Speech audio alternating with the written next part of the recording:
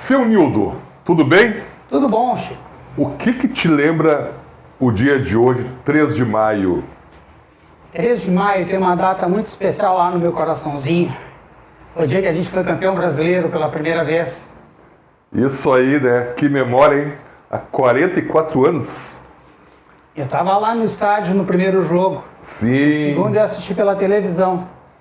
Isso aí, pessoal. Tudo bom? Aqui é o Coração Gremista. E nós estamos relembrando hoje, 3 de maio de 2025, o primeiro título brasileiro do Grêmio, lá em 1981, quando o Grêmio venceu o São Paulo do Morumbi por 1-0. Mas a gente vai contar essa história depois da vinheta.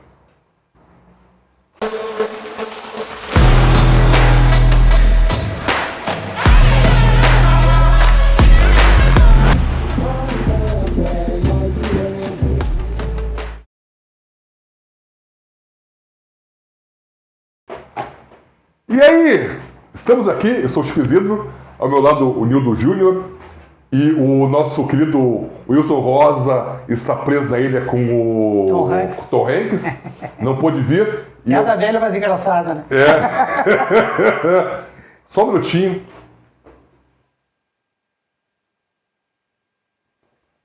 Deu.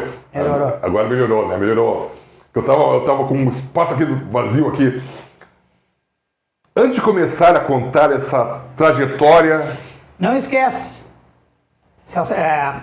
aciona o sininho, deixa o like, compartilhe e deixa um comentário embaixo. E se inscreva no canal, E né? se inscreva no canal, lógico, isso. Dito isso, 1981, o ano que o Grêmio vira gigante, né? O ano que a gente conquista o Brasil pela primeira vez. Pela primeira vez. Porque o Grêmio começa a ficar grande mesmo... 77, né? Santana, né? Santana. E ali foi o embrião para essa trajetória vitoriosa que começa em 81, 2 anos depois de ser campeão do mundo pela primeira vez. Isso. E em 81 o Grêmio conquistava pela primeira vez um título brasileiro para o Rio Grande do Sul, né? Um título CBF para o Rio Grande do Sul. E como é que foi essa trajetória? Como é que você começou essa trajetória? Tu te lembra disso? Pois é, eu tenho até anotado aqui, ó, que a primeira fase do Campeonato Brasileiro era completamente diferente do que é hoje, né? Hoje nós temos 20 clubes e todo mundo joga contra todo mundo. Naquela época eram divididos em chaves, porque eram 44 times. Então tinham 4 grupos. De 10, daí dá 40, não dá os 44, mas é que vinha 4 times da Série Prata, né? Série Prata. Para completar na segunda fase. Então o Grêmio na primeira fase ficou na chave B, no grupo B, com Portuguesa, Operário do Mato Grosso do Sul, Goiás, o Grêmio, o Corinthians, Galícia da Bahia, o Botafogo, o Pinheiros do Paraná, Brasília e Desportiva Ferroviária de Espírito Santo. O Pinheiro seria, depois fundiria no final da década com o Colorado e viraria o Paraná. Os dois virariam o Paraná Clube. Isso. Tanto que o Pinheiros era azul, o Colorado era vermelho, e aí o Paraná Clube é azul e vermelho. Isso, né? Isso aí. E então é o seguinte, aí nessa primeira fase, como é que você lembra? O Grêmio acabou em que posição? O Grêmio acabou em 4º colocado. Ele fez 9 jogos, né, porque só se enfrentava uma vez cada time do grupo. Então o Grêmio teve 4 vitórias, 2 empates e 3 derrotas. Passou em 4º lugar. Eu me lembro que nessa aí eu fui no Grêmio em Brasília. Grêmio perdeu o Brasília no Olímpico 2-1. Meu pai chutava tudo, meu pai era muito... Eu devo ter assistido o jogo, mas eu não lembro. Eu deixo de ficar em casa para dar uma pedalada para viver esse fiasco aí. A gente já brigava com o Grêmio desde aquele tempo. E aí na segunda fase eram chave de 4 times, né? Chave de 4 times. Daí o Grêmio ficou num grupo, grupo E, junto com São Paulo, a Inter de Limeira e o Fortaleza. O Grêmio ficou em segundo, São Paulo em primeiro. Foram 4 jogos, né? Seis jogos. Daí sim tinha ida e volta. O Grêmio teve 4 vitórias e 2 derrotas. Certamente essas derrotas foram pro São Paulo. Eu não me lembro. Talvez, né? Eu não lembro de cabeça, a gente não tem todos os jogos aqui. Isso. E daí a parte final... Aí já entra nos oitavos, né? Já entra nos oitavos e daí eram jogos eliminatórios. Nos bons tempos de Campeonato Brasileiro tinha jogo que decidia alguma coisa. Aí o Grêmio enfrentou o Vitória, foi 2-1 pro Vitória na Bahia, depois o Grêmio venceu no Olímpico de 2-0 e passou pelo saldo de gols. E foi enfrentar o Operário de Mato Grosso, que tinha sido adversário da primeira fase, o Grêmio ganhou os 2 jogos. Ganhou de 2-0 lá e de 1-0 aqui. Ou foi 2-0 aqui, 1-0 lá, eu não sei porque aqui não diz onde é que foram os jogos. E daí o Grêmio foi enfrentar a Ponte Preta. E aí o Grêmio cresceu, né? Ali o Grêmio começou a mostrar que tava na briga. Eu me lembro que o primeiro jogo, o Grêmio Ponte Preta lá no Moisés do Carelli, numa quarta-feira à noite. Até eu me lembro, nunca esqueço a narração do Luciano do Vale. E o Grêmio fez por 3-2. E eu me lembro do gol do Tarcísio, que ele pega a bola pelo lado direito e vai driblando, vai cortando e bate para a esquerda. E o Carlos... Falha, né? O Carlos que depois iria pro Corinthians. Foi goleiro. Seleção brasileira, né? Baita goleiro. E a Ponte tinha um timaço, né? Tinha, vamos combinar, né? Isso. Só no meio de campo tinha Dicá e Oswaldo. O Oswaldo, aliás, nessa fase que o Grêmio começa a colocar o olho no Oswaldo, né? Nessa fase. Esse jogo aí. O Oswaldo jogou muito nas 2 partidas. Mas aí depois eu vou contar como é que o Oswaldo veio parar no Grêmio. E aí a Ponte tinha o Carlos, tinha Polozzi, o Oscar já estava no São Paulo, né? Aquelas Vanderlei, era Ponte. Eu não sei como é que a Ponte não conquistou nada naquela época, né?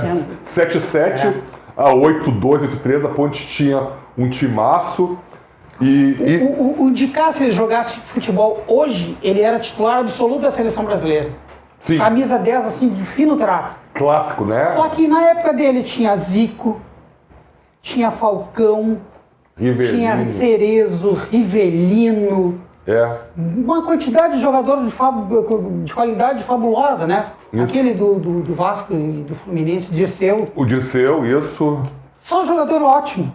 Mendonça, do Palmeiras. Tinha o Pita, que estava no Santos. Eu pensei Jorge Mendonça, mas tinha o Mendonça do Botafogo. Jogou no Grêmio no final de carreira também. 2 jogadorzaços, assim. O Heleno do Atlético Mineiro. Sim. Né? Palhinha. É jogador assim que... Sócrates. Não tem como de ser titular da seleção. Aí hoje essa seleção penando aí, né? Mas é isso, aí o Grêmio vence lá 3-2 lá no Moisés do Carelli. Primeiro jogo, e aí faz o segundo jogo aqui na volta no Olímpico. Que é o maior público da história do Olímpico até hoje, né? Isso, 98 mil. Quem tem aqui em algum... Tá aí no teu... Tá aqui na pisatoria final aqui. Mas 98 mil pessoas. E eu estava lá, né? Sim, eu estava lá. E eu recordo que eu estava com meu pai na arquibancada superior. E naquela época não tinha as cadeiras ainda, né? Não, toda a parte do... Em cima da geral, né? No anel superior, em cima da geral, ele era sem cadeiras, ele era só cimento. E os camarotes eram vazios, também não tinham ninguém. Não estavam completados, né? Não tinham sido vendidos, não tinham sido terminados. Então tudo aquilo foi ocupado por público. Por isso que deu muito público, muito grande. E todo mundo de pé. E a galera pulando. E o Olímpico tremia. E eu me lembro que o pai com os olhos pensei, não vai, só vai cair aqui, né? Eu era acostumado a assistir jogos na social, embaixo, né? E eu sempre assistia o jogo sentado, porque tava ali, todo mundo sentado bonitinho. Naquele jogo, todo mundo de pé. Ninguém conseguia ficar sentado. A gente brigava com os caras, senta, eles ficavam lá na frente. Não, levanta. Era um sarro. Esse jogo o Grêmio perde 1-0 da Ponte Preta, gol do Oswaldo. E esse jogo, eu nunca esqueço, no final do jogo tem um lance em que o De Leon... Dá uma casquinha de cabeça. Dá uma casquinha, ele tenta evitar cortar o cruzamento, dá uma casquinha só que a cabecinha pra trás. E eu boto ele no ângulo. E o Leão dá uma ponte, vai lá e espalma pro escanteio. Se a Ponte faz 2-0, não tinha final, né? Pro Grêmio. E ali o Grêmio escapou por um saldo de gols, né? Porque o Grêmio fez 3 gols lá, em Campinas. Então era época de já ter o gol qualificado, né? Então o Grêmio fez 3-2 lá e aqui perdeu 1-0. 98 mil pessoas. E o Grêmio vai encarar o São Paulo, que era o grande time da época. O São Paulo era praticamente meia seleção brasileira. O São Paulo era uma máquina. O São Paulo era uma máquina.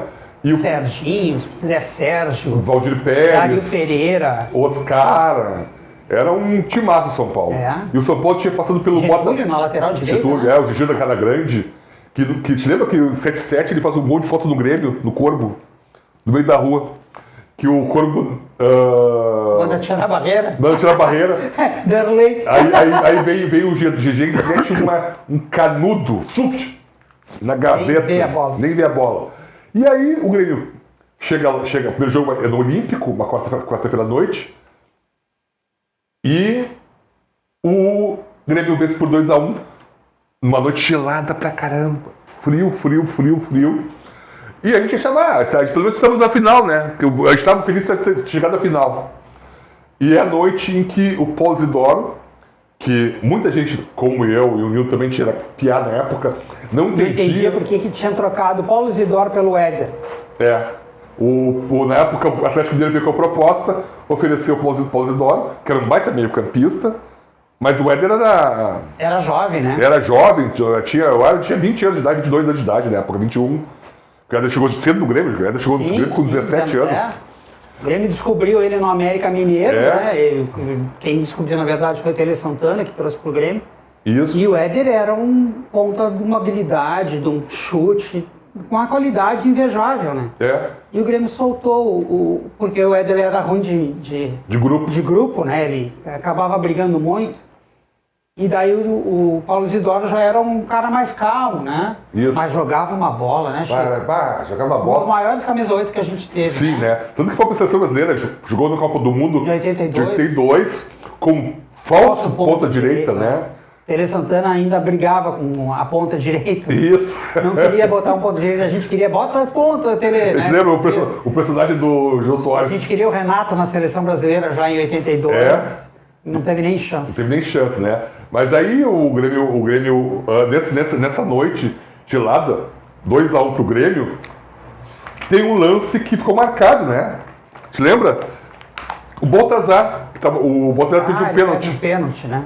O São Paulo abre o placar, o São Paulo sai vencendo por 1-0 e o Baltazar perde um pênalti. O que o Baltazar diz depois do jogo? Do jogo ele foi entrevistado, né?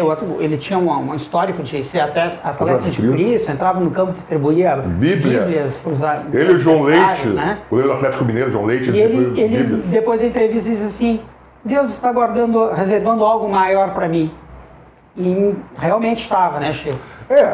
Eu como ateu, eu discordo dessas coisas, dessa coisa eu estou dizendo que ele realmente teve um presente de Deus, mas tipo assim, ó, cara, se existisse um Deus, ele não ia estar preocupado em jogar bola, né? Com o futebol lá, não, vou estar preocupado com o Baltazar lá, né? Exato.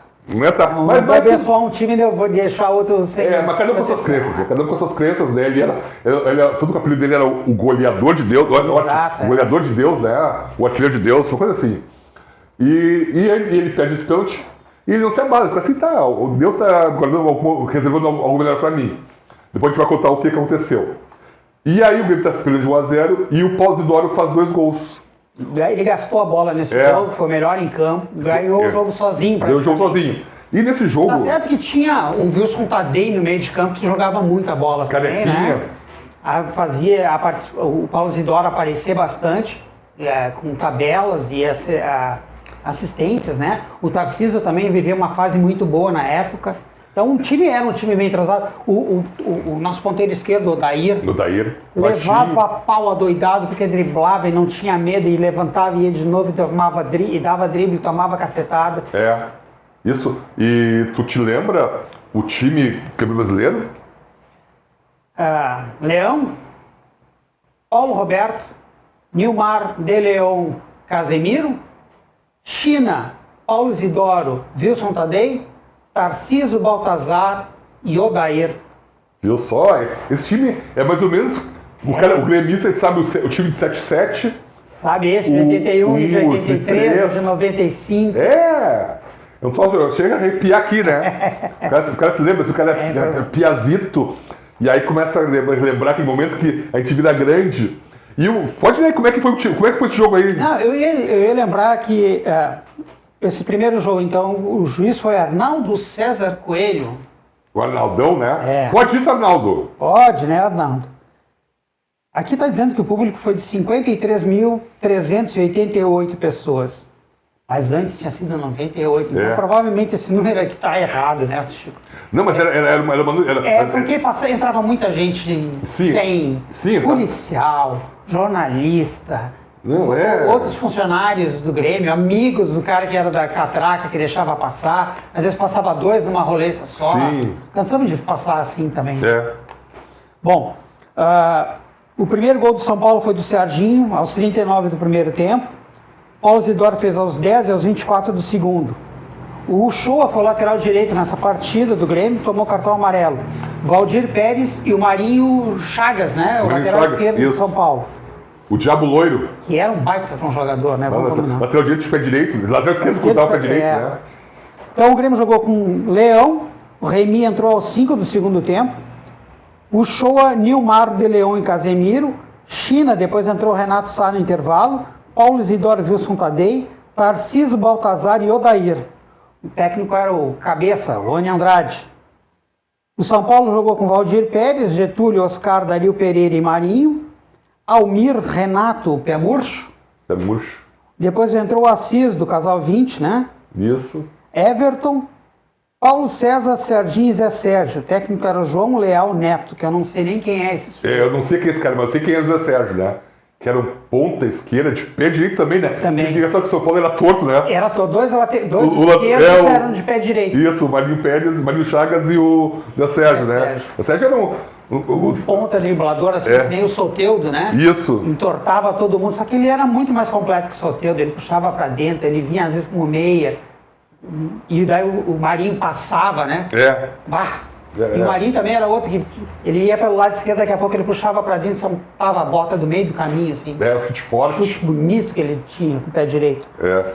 E aí esse jogo 2x pro Grêmio, o Grêmio vai com a vantagem do empate para o Morumbi no dia 3 de maio de 1981, ou seja, há exatos 44 anos, seu Nildo. Isso aí. E eu vou domingo de tarde, só que hoje nós somos um sábado, que lá foi um domingo. Tu te lembra com quem tu viu o jogo? O segundo jogo eu vi em casa, então eu vi em casa com meu pai, mãe, madrinha, todo mundo em volta da televisão. Mas eu lembro assim que foi um jogo que a gente estava torcendo pelo 0x0, porque o São Paulo era um time de seleção brasileira, assim. Então tinha medo, isso. Respeito, né? E o Grêmio não tinha essa tradição de ganhar nada, né? Foi ali que começou a nossa tradição de ganhar títulos importantes. E o primeiro tempo terminou 0x0, disse, só falta 45 minutos, vamos pro que der e vier. E daqui a pouco o Paulo Roberto pega uma bola lá na direita e mete dentro da área.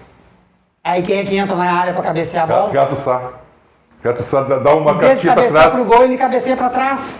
Isso. Acerta no peito do Baltazar. Baltazar mata no peito e senta ali a bota de fora da área. A bola entrou no vizinho, né? O Valdir Pérez deu um passe e olhou e não teve que buscar. Esse gol do Baltazar foi aos 20 do segundo tempo, 20 né? do segundo tempo. Só 20 do segundo tempo. E esse gol é considerado o gol mais bonito em uma decisão de Campeonato Brasileiro. Renato também começa a decisão do Campeonato Brasileiro. Vai se liberando para receber o jogador Paulo Roberto. Renato Sá, de cabeça Baltazar, matou bonito, bateu! Golaço, golaço, golaço de Baltazar, mas que gol lindo! Matou e bateu no ângulo esquerdo, indefensável para Valdir Pérez. Na marca dos 19 minutos 50 segundos, Baltazar.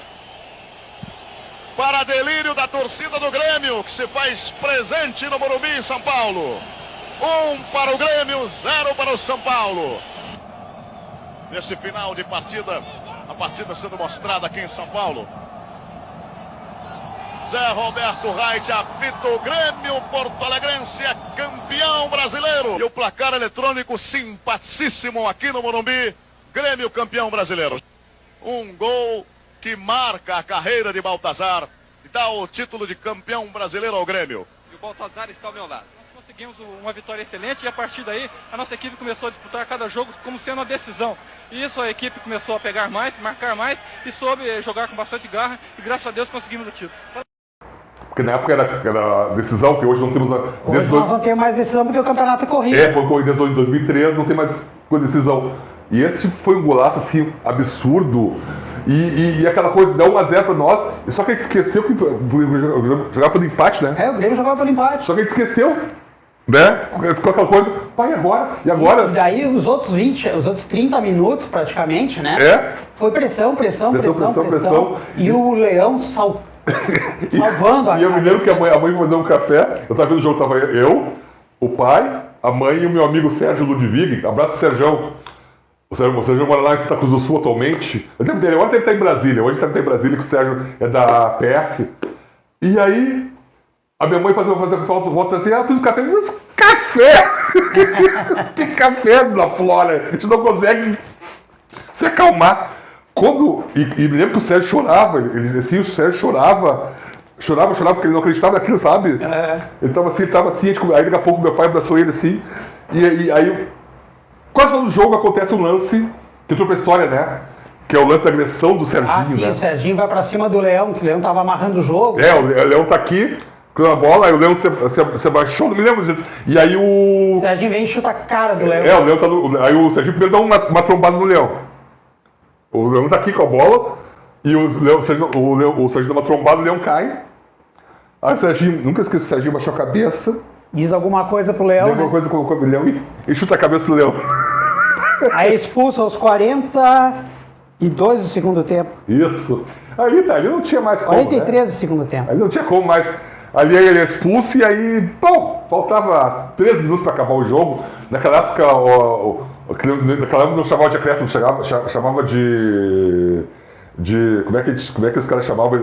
O termo errôneo, que hoje é acréscimo. Descontos, né? Né, pra falar do desconto. Isso. E aí, falta 5 minutos pra acabar o jogo. Aí já tava Porto Alegre enlouquecido, Rio Grande do Sul enlouquecido, né? Na época não se tinha essa história de ir pra guete, né? Ou Isso, algum lugar pra comemorar. Na frente da casa. Era na frente de casa, na rua, daí tava tudo que é gremista na rua. Se abraçando. Os colorados tudo se esconderam. Foi uma tarde e noite inesquecível aquela. Foi muito emocionante. Foi muito emocionante. E a segunda-feira foi de desabafo em cima dos colorados. Da escola, né? Porque eu tenho título CBF, vocês não têm. É verdade. E aí, mas aí como é que o Grêmio jogou esse jogo aí no time do O time do Grêmio era esse que eu tinha falado lá no início, ó. Leão, Paulo Roberto, Nilmar, De Leão e Casemiro. China, Paulo Isidoro, Wilson Tadei. No segundo tempo entra o Jurandir. Tarcísio, Baltazar e Odair. E no segundo tempo entra o Renato Sá. Que ela sai daqui depois. Aliás, o Renato Sá veio pro Grêmio, ele veio não me lembro se da Havaí de Joinville. Acho que é do Figueirense que ele veio. Eu não me lembro. Aí ele veio pro Grêmio e ele, num grande jogo, ele acaba com a Universidade do Botafogo, com 78. Depois tem isso, né? Isso. 40 e tantos jogos de 52 jogos. 52, isso. Aí o Botafogo. Aí ele joga pelo mais Botafogo. um tempo no Grêmio e vai vendido pro Botafogo. Aí o Botafogo enfrenta o Flamengo, né? Isso, E o Flamengo tem 50 e tantos jogos também de invencibilidade e ele vai lá e ganha o jogo. Assim. O destruidor de invencibilidade. Ele tá muito pensado, aí depois ele volta pro Grêmio. Depois ele volta pro Grêmio e dá esse passe. Entrou o pessoal por causa desse passe que ele dá pro Baltazar, né? Ele era um baita jogador. Canhotinho, né? Canhotinho, mais lento, assim, ele não era tão rápido quanto o Odair, por exemplo. Mas ele armava jogo, ele fechava para o meio de campo, ele não era tão ponteiro esquerdo quanto o Odair, ele era mais um meia de pé esquerdo, né? Isso. O Morumbi recebeu mais ou menos o público, sabe? Tem o público aí? Tem o público aqui. O público foi de 95.106 pessoas. A gente tá aqui, ó. Essa placar aqui é da placar da semana. Aqui, ó. Placar aqui, ó. Grêmio, campeão de ouro. Por quê? Porque naquele ano o brasileiro foi chamado de Taça de Ouro, né? Então tá aqui essa placar aqui da época. E até aqui, ó, a placar tem até o Paulo Isidoro ganhou a bola de prata. Ele foi eleito o craque do Campeonato Brasileiro, Paulo Isidoro, aqui, ó. Bola de prata. E a gente vai falar aqui do elenco do Grêmio, né? O Heróicos Tricolores. Aqui todo o elenco do Grêmio. Quer falar aí quem estava naquele grupo? Treinado pelo Valdir Espinosa, pelo Enio Enio Andrade. Andrade era o treinador, né? Como eu já tinha dito, né? Que o Enio foi o primeiro grande estrategista que teve aqui, formado no Rio Grande do Sul. Depois veio o Carlos Froner, me esqueci o nome dos outros. Minelli? Não, Minelli não era gaúcho, eu estava falando né. dos gaúchos. Tá. Mas deixa pra lá. Então o Grêmio tinha o Emerson Leão no gol, e o reserva dele era o Remy. Na lateral direita era o Paulo Roberto, o reserva era o Shoa. Zaga de Leon, o Vantuir, o Vicente. Sim, Vicente Pino dos Santos. Lateral esquerdo era o Casemiro, era o Dirceu. Jarrão. E aí nós tínhamos o China no meio de campo, Paulo Isidoro, Wilson Tadei, mais Bonamigo, Renato Sá, Flávio Klein e o Vergara. E no ataque tinha Tarcísio, Baltazar, Odair e... Falou do Jurandir? Falei de Jurandir? Do Jurandir Meia, né? Não falei de Jurandir. Do Jurandir que às vezes atuava como meia, às vezes como ponta. Isso, e tinha o Weber, centroavante também, que tinha vindo do Goiás, pé esquerdo, bom jogador. Isso. Era um timaço. assim, bom. O De Leon, que ele veio do Nacional do Uruguai. Isso. E já, quando ele chega no Grêmio em 81, ele vem depois do Mundialito. Em 80, né?